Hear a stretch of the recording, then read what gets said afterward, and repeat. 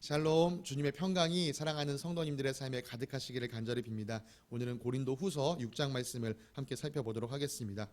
이 고린도 후서 6장은요 5장의 마지막 내용을 이어받으면서 시작합니다. 1절에서 바울은 우리는 하나님과 함께 일하는 사람이다 라고 말했습니다. 바울 일행이 하나님과 함께 무슨 일을 하는지는 이 5장에서 말했습니다. 바로 하나님과 사람을 화해시키는 직분, 그리스도의 사절로서 그들은 섬기고 있었습니다. 그래서 바울은요 이곳저곳을 돌아다니면서 하나님께서 내미신 화해의 손길, 이 복음에 관하여 외치며 살았습니다. 오늘 새 번역에는 이 화해라고 번역된 단어가요 옛날 개역 개정에는 화목이라는 단어로 번역되어 있습니다.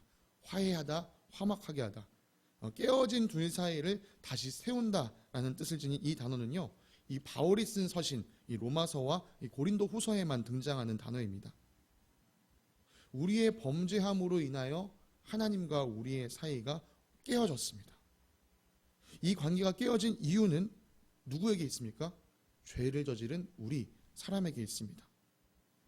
따라서 이 관계를 회복해야 하는 이 귀책 사유 역시도요 사람에게 있습니다. 문제는 사람의 힘으로는 이 관계를 회복할 능력이 없다는 것이죠. 그래서 고린도후서 5장 18절과 19절의 말씀처럼 하나님께서 그리스도를 내세우셔서 그에게 우리의 모든 잘못을 지우시고 우리의 죄가를 따지지 않으심으로 먼저 화해를 청하여 주셨습니다. 이것이 우리 입장에서는 은혜입니다. 우리가 책임져야 할 일을 하나님께서 대신 책임져 주신 것, 우리가 내밀어야 할 손길을 하나님께서 먼저 내밀어 주신 것, 이것이 은혜입니다. 그래서 바울은 1절에서 이렇게 이야기합니다.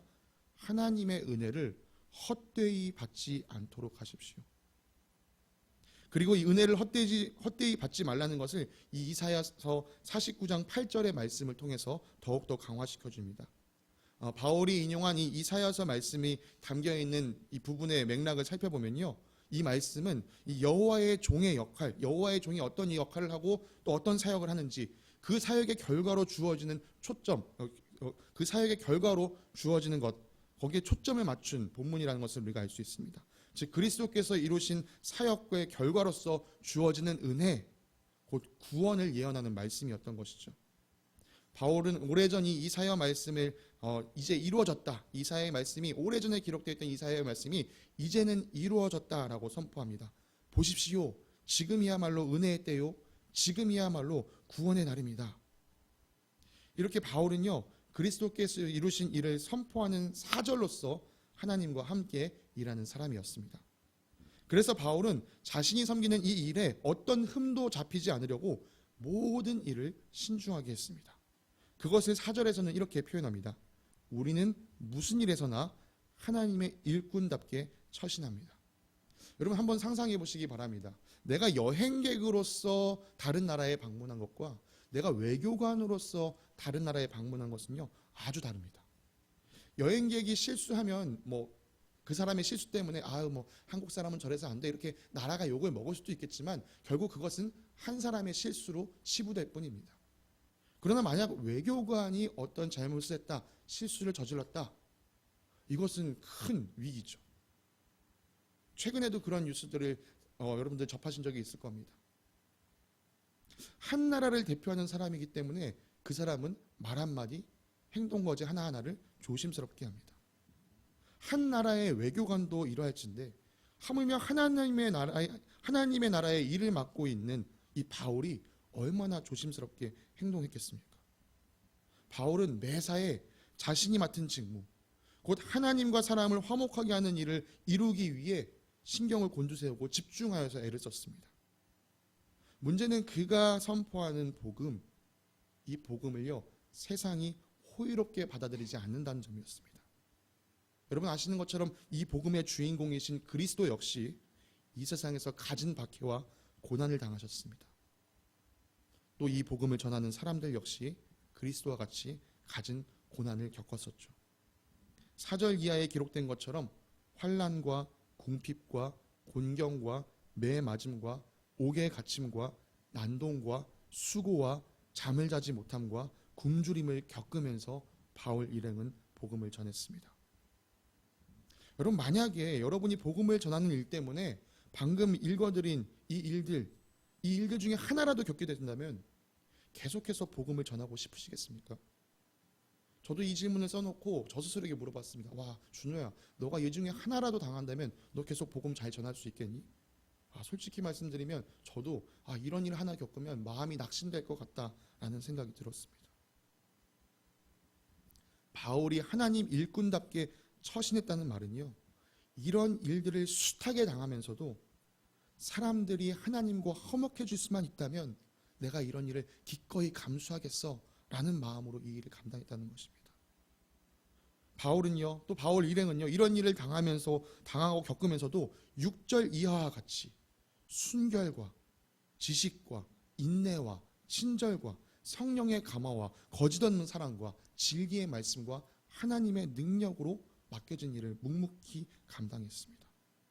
여기서 바울은 총 8가지를 언급하는데요. 앞에 있는 이 4가지는 이 바울 일행이 맡은 바 일을 이루기 위해서 취했던 태도라고 말할 수 있고요.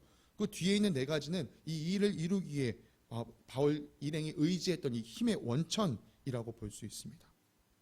다시 말해서요, 바울 일행은요, 이 맡겨진 일을 이루기 위해서 자신들이 처하는 여러 가지 고난과 환난 속에서도 이 맡겨진 일을 이루기 위해서 두 마음을 품지 않는 순결함으로, 또 하나님을 아는 지식이 있는 자답게 자신에게 일어난 일에 대해서는 오래 참으면서도 상대방에게는 관대하게 대하면서 맡겨진 일을 이루어갔습니다.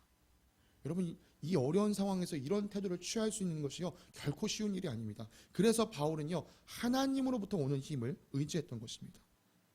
성령의 감화, 우리 한글 성경은 감화라는 표현을 쓰지만 사실 이 원어 성경에는 이 감화라는 표현이 따로 있지는 않습니다. 아무튼 바울은 이 자신과 이 일행이 이 일을 감당할 수 있는 힘의 원천이 성령님에게 있었고, 그분께서 우리 가운데 맺으시는 이 거짓 없는 사랑, 또 우리에게 주어진 진리의 말씀인 복음, 그리고 하나님의 능력을 의지하여서 이 일을 할 수 있었다라고 말합니다.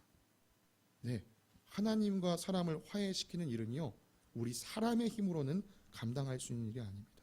그러나 그 일을 감당할 수 있도록 하나님께서 우리에게 힘을 더하여 주십니다. 바울은 주님께서 주신 그 힘을요, 구체적으로 이 양손에 잡은 의의 무기라고 표현하고 있습니다. 갑자기 이 무기라는 단어가 등장하는 것이 어색하게 느껴지실지 모르겠지만요, 바울은 무기라는 표현을 쓰면서 자신이 감당하고 있는 이 사절의 임무가 사실은 이 영적 전투 가운데 있는 것이다 라는 것을 분명하게 보여주고 있습니다. 바울은 양손에 이 의의 무기를 들고 영적 전투에 나섰으며, 이 전투에서 영광을 받거나 수치를 당하거나 비난을 받거나 칭찬을 받거나 좋을 때나 힘들 때나 흔들리지 않고 맡겨진 바를 충실히 행했다라고 이야기합니다. 쉽게 말해서 복음을 전하는 가운데 일희일비하지 않고 맡겨진 일에 최선을 다했다, 충성을 다했다라고 고백하는 것이죠. 그렇게 맡겨진 사역에 충실한 결과에 대해서 8절 후반부부터 이렇게 바울은 이야기합니다. 우리는 속이는 사람 같아 보이지만 진실하고, 이름 없는 사람처럼 보이지만 유명하고, 죽을 것처럼 보이지만 살아있다라는 것이죠. 또 무슨 벌을 받고 있는 사람처럼 보이지만 이 죽음을 당하는 데까지는 아직 이르지 않았고, 여러 고난 가운데 이 근심을 하는 사람처럼 보여야지만 도리어 항상 기뻐하고 있다. 또 가난한 사람처럼 보이지만 많은 사람을 부유하게 하고 있고, 아무 것을 가지고 있지 않은 것처럼 보이지만 오히려 모든 것을 가진 사람이다 라고 말합니다. 우리가 이미 아는 것처럼요, 이 복음을 전하는 바울 일행은 여러 가지 어려운 일들을 많이 당했습니다. 그래서 그 모습을 본 사람들, 특히 이 고린도 교회 안에 있는 일부 사람들은요, 이렇게 생각했습니다. 바울 일에? 저들 거짓말쟁이들 아니야? 저들이 정말 하나님의 일을 한다면 어떻게 저렇게 어려운 일에 처할 수 있지? 바울? 그가 누구야? 그가 예수님의 제자야? 저 사람은 유명하지 않아. 저들 그렇게 저렇게 고난당하다 그냥 죽임당하는 거 아니야? 저렇게 힘든 일에 계속 처해 있으니까 그들 마음 가운데 근심이 가득 차 있겠지?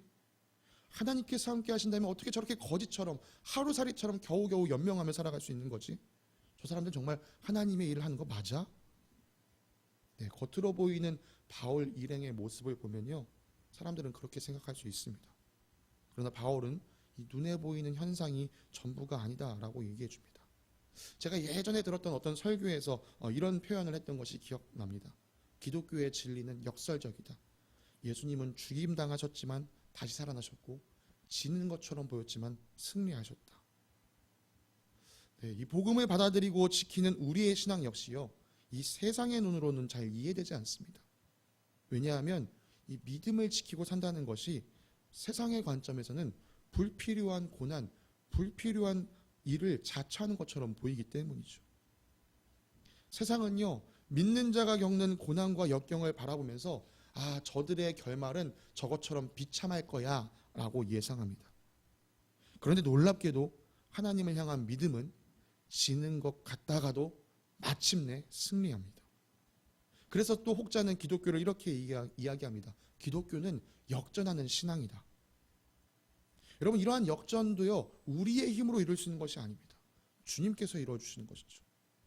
마치 바울이 감당하는 사역이 자신의 힘을 의지하는 것이 아니라 주님이 주시는 힘을 의지하는 것처럼 우리의 신앙 역시 끝끝내 역전되는 이 모습은요, 이 아름다운 소망은 우리가 스스로 가질 수 있는 것이 아니라 주님께서 주시는 것입니다.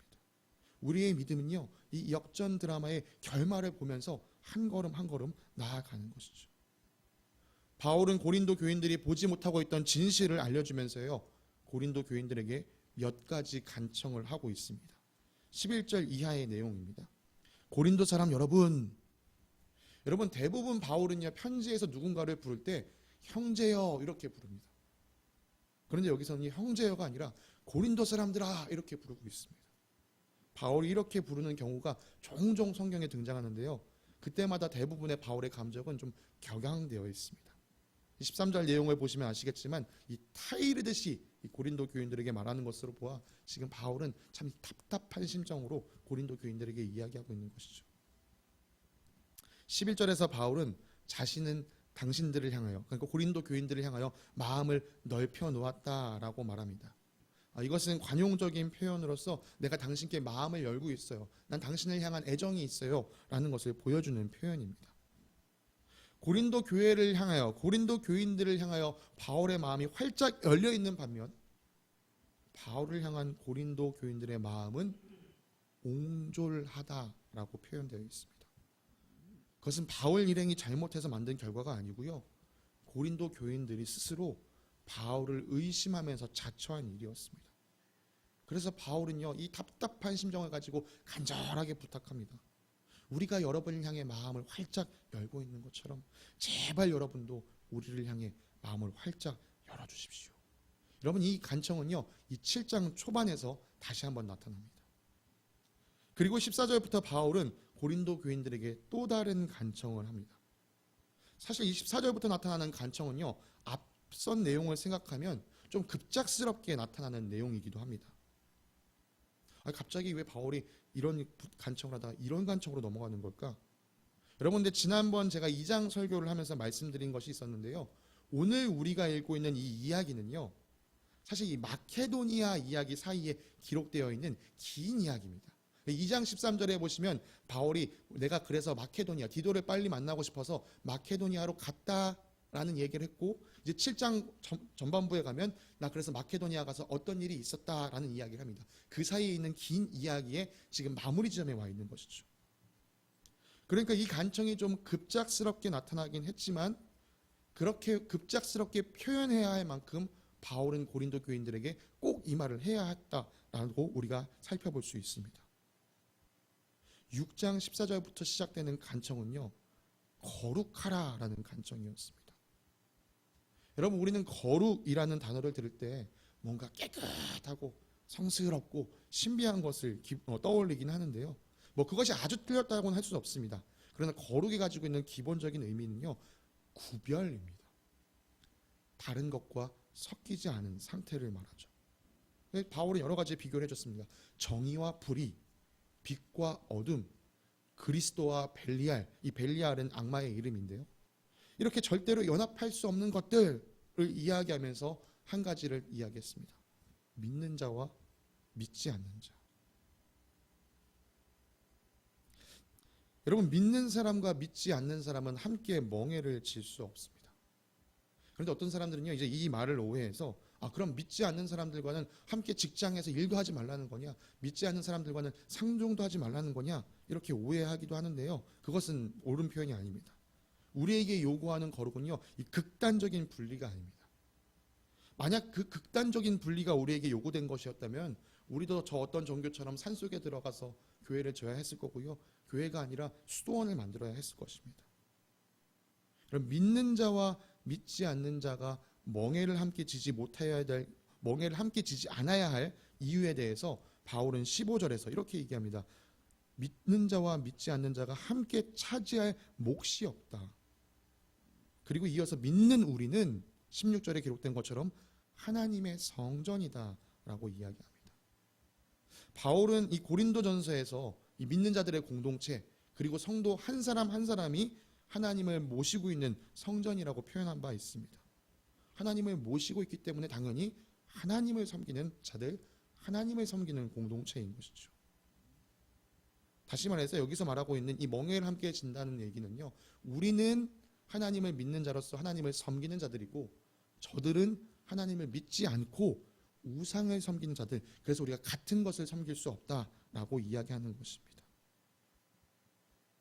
예수님을 믿고 하나님을 섬기는 자들이 받을 몫은 영원한 상급이지만 예수님을 믿지 않고 우상을 섬기는 사람들이 받을 몫은 영원한 형벌입니다.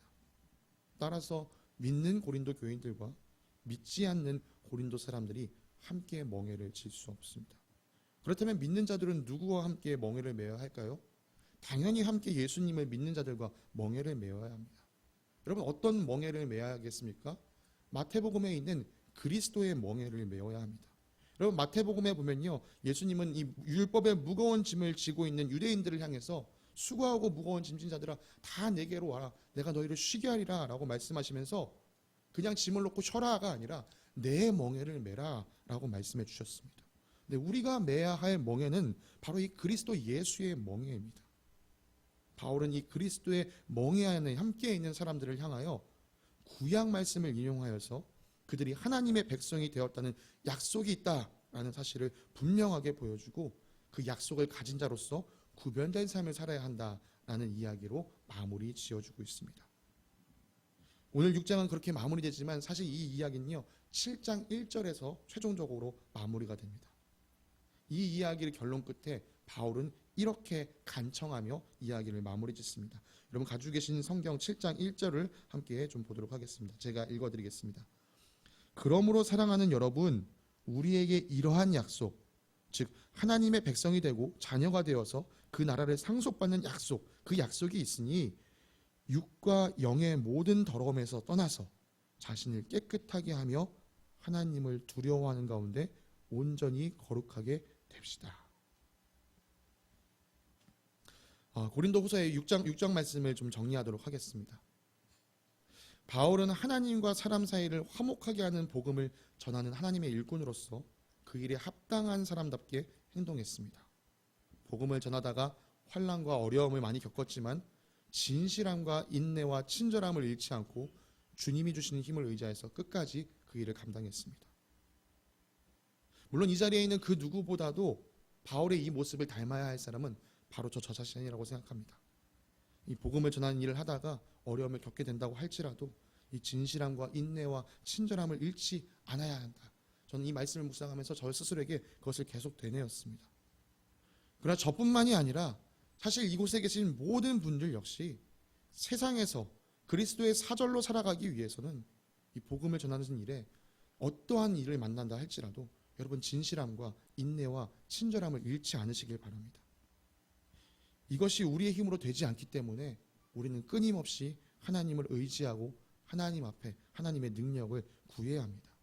우리가 주님 앞에 그것을 구할 때 주님께서는 우리에게 힘과 능력을 더해 주실 줄 믿습니다.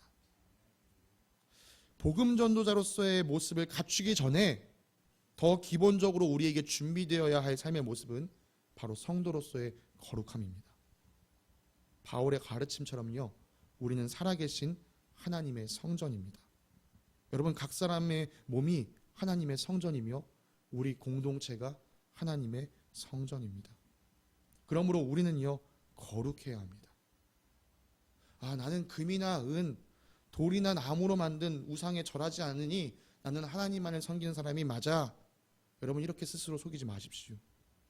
만약 우리들의 삶에서 하나님보다 더 앞세우고 있는 것이 있다면, 하나님께서 기뻐하지 않는 것을 알면서도 행하는 일들이 있다면 그것이 다 우리의 우상들입니다.